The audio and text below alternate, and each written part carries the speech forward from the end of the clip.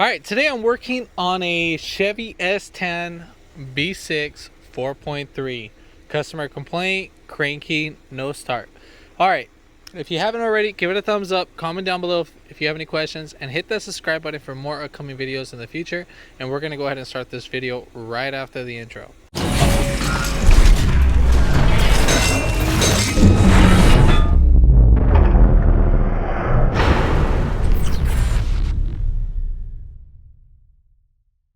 All right, first things first, why is the car not starting? All right, so we got to kind of get an idea of what's going on. So when you put the key on the on position, do you hear the fuel pump prime? So normally when you hear the fuel pump prime, you would hear this little whining sound. So let me get this to reenact. You could hear this humming sound.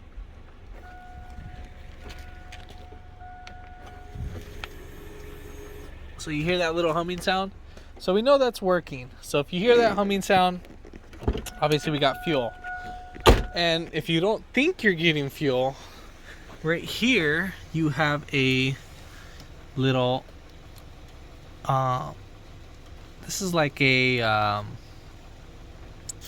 test port for the fuel line. There's a little cap.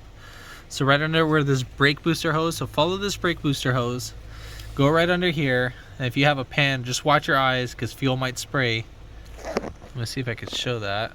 So right there, you see all that fuel that just sprayed? So we know we got fuel pressure, but we don't know if we have a lot of fuel pressure. And we don't know if the fuel injectors are spraying. So it could be a crank position sensor or something like that. So let me go ahead and start it before I even do anything else, so you can get an idea. So that's pretty much the way how it's cranking. All right, so we got some starter fluid. I'm just kind of giving you guys basic tips. I already know what the issue is, but just giving you a heads up. So you would have this guy right here, right there, sitting on this intake tube. So, and you would have this hose connected. Pull this guy back, and then after you take this off, lefty loosey, spin it right off. If that's broken, then there's a 13 millimeter probably holding onto it. So you're gonna pull this back just like this, tilt it, and then pull towards you, lift up, and then we'll just kind of have it sit right there on that bolt. So it's gonna be kind of hard to do this. So I'm gonna, well, I can do that like that. So we're just gonna spray a couple shots in there, and you would think it would start. Does it start? No. And normally it should start right away when you do that. And if it does start, then we know we got a fuel related issue. So it'd either be your fuel pump or your fuel injectors. Mostly I would think it would be the fuel injectors, but I highly doubt for all of them to go bad, but could be possible connection issue or cam sensor or crank sensor, however that would be. Next thing, we need to check if we're getting spark. So spark would be right here. You just lift up your coil pack and see if we're getting spark. This is going to be so hard to record. I'm going to go to the fuse box. I'm going to loosen up this guy, and then we can see if we can find the starter relay. All right, so starter relay is right here. So it's going to be this big one right here, so near the 250 amps. So we'll just pull that right out. This guy, we just need a bypass. Let me get a jumper wire for that. What I did forget to mention, if you don't hear your fuel pump, go ahead and try to hit your fuel pump with something, or check out your fuel pump relay. You could repeat the same method as to bypass the fuel pump relay, just to make sure that it's that and that you're getting power there. Let me just show you this setup. So you would jump it just like this. This is my jumper wire. So I don't know if you can hear. I'm gonna leave that right there. So right now it kind of kicked off, but that will bypass the fuel pump and so forth. So yeah, you jump it across. You go from right there, that terminal across from right there. All right, so let's get back to the thing. So make sure your key's on the opposition too when you're testing these out. You can either use paperclip. Paperclip works great, but I just have a jumper wire. So we're gonna go from this terminal right here to this terminal right there. So we're just gonna go ahead and jump that, and the car should crank. And so we can do it like that. And then I'm gonna try to show you the spark. This is one way if you're just by yourself. I'm using one hand to record and the other to ignite. So let me see if I can get this. Story of my life. So let me see if I can get that to focus.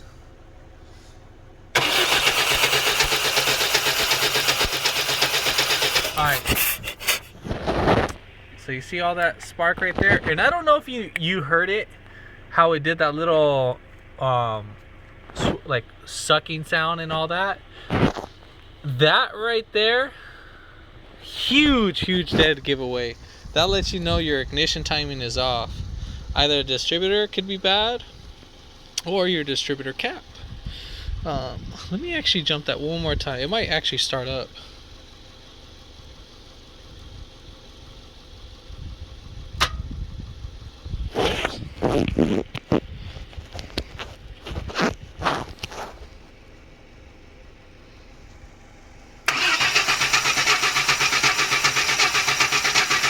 So I don't know if you're hearing it, when you're hearing it crank, it's going like down.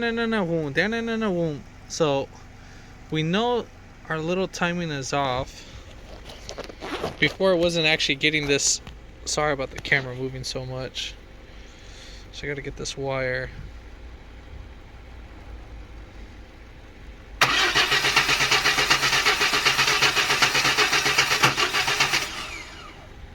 Well, whatever. It's not gonna do it. So anyways, I already know what the problem is, and we're gonna go ahead and fix it. So anyways, since you guys have this off, we're gonna go ahead and check it. Oh, and then check to see if you have blue spark or orange spark. If you have orange spark, that's a great sign. Orange spark means that the coil's working great. If you have a blue spark, then that means that your ignition coil is getting weak and it's not sparking faster as it should. But obviously, if I do this, if you kind of get your ignition coil wire, just be careful when you're doing this. This could really shock you, and it's not fun getting shock. Trust me, I've been shocked. Sends a nice voltage, like 30 to 50,000 volts going through your body. Sucks. So anyways, you're gonna hold it right up here. If it can jump that far, that's a great spark. If it can't even jump past like even right here, then we know that's a weak spark. All right, so what we're gonna go ahead and do, we're gonna go ahead and pull off the distributor cap. I believe they're T15s, something like that. There's 2 screws, so one right here and one right there. And then we're gonna go ahead and do that. We're gonna go ahead and swap that out along with the ignition rotor. So I'm gonna go ahead and go get those parts, and then I'll get right back to the video. All right, so we're gonna go ahead and take off the 2 T15s. You can either do this by hand or with the wrench. And then the T-bits are actually these little star bits, if I can get that to focus.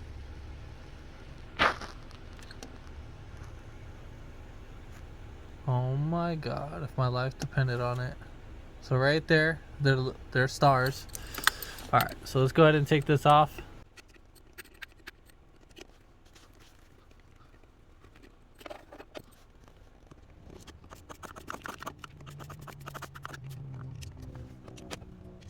All right, so we got out both screws, and then this guy should lift right up. And then looking at that sucker, as you can see, it already looks kind of semi-decay. We want to go ahead and pop these guys right out. Now, obviously, if you wanted to mark your wires 1, 2, 3, and then obviously same thing 1, 2, 3, we would get it. I would do that. Same thing like this side. All right, so and then all you're gonna have to do is just pull back these wires just like this. I kind of should have done that in the beginning, but whatever.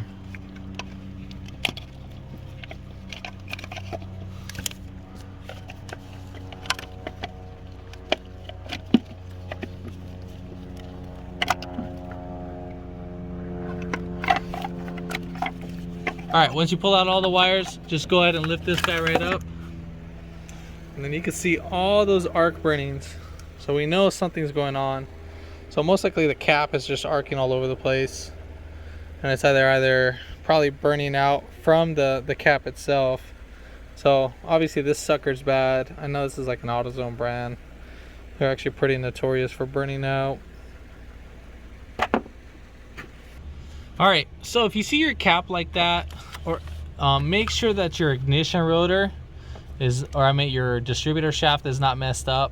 This one is not messed up. This is perfectly fine for this to move like that, to go up and down. This is spinning. Now if it moves side by side or up and down motion, like if it wobbles, then that's bad. So we're gonna go ahead and take off these 2 screws. Again, those are T15s. There's 2 of them, so one right there and then one right here.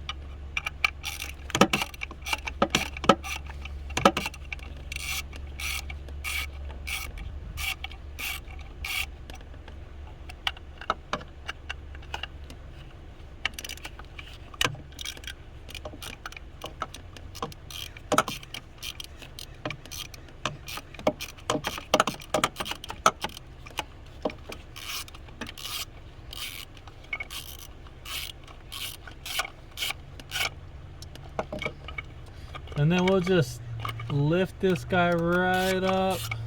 There, take off that screw. And voila. So you can see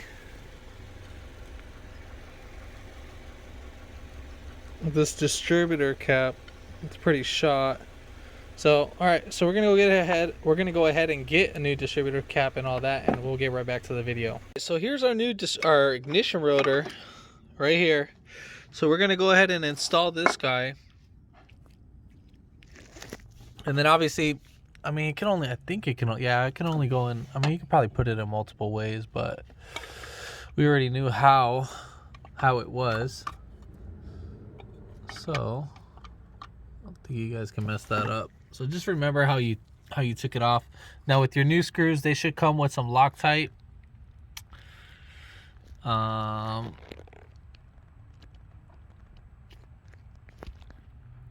So yeah, they should come with some Loctite.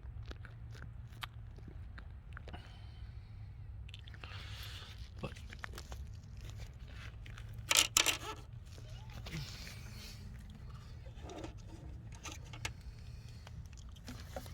so we're just gonna drop in our screws just like that. Oh, not like that. Oh man. Anyways, I got extra screws. That's no biggie. Alright. Turns out I didn't have a spare screw. I don't know what happened to the other ones, but anyways, I was able to get that one. So we'll just screw it back in.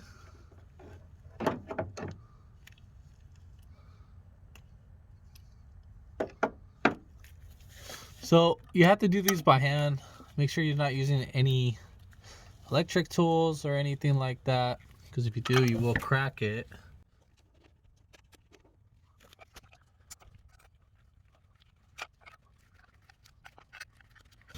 Now these only need to be tightened down to about, like, I want to say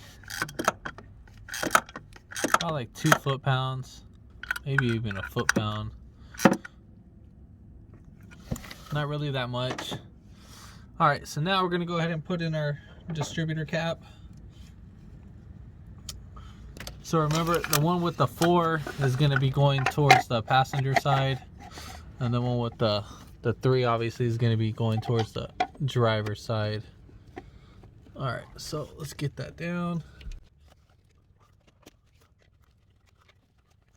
And then for this screw, what I like to do is I like to put my finger right here along with it on the screw and just slide it down, and it should get in its hole, just so you don't drop the screw.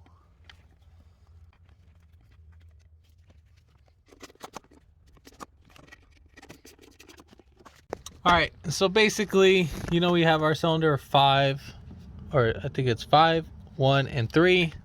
So, but again, we already marked it, but just in case, if you guys don't remember.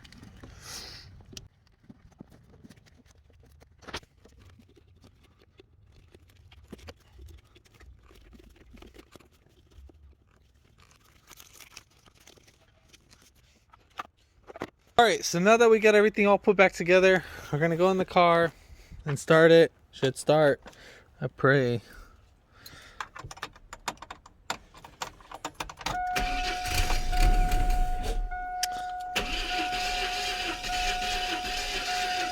Give it a second. Probably because the spark plugs got all flooded.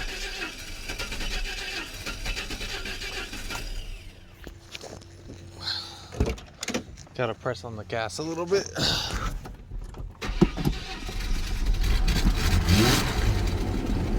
There we go. Yeah, that's because I was cranking it earlier and the spark plugs got flooded. So we got a big vacuum. So let's just fix this real quick.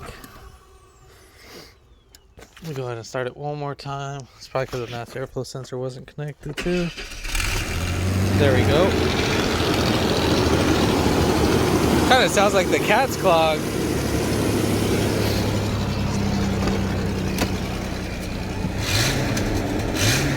Nah, whatever.